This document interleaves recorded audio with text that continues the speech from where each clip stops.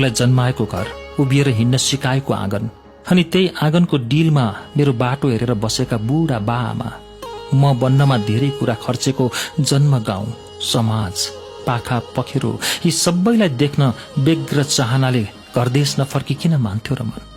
तर घरदेश त फर्किन मात्र के पाएको थिएँ। फेरि कथा उही थियो, व्यथा उही थियो।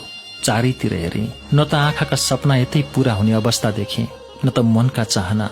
अनि फेरि मनले भन्यो, त मुटु गाँठो पारेरै भए नि उतै जानुपर्छ।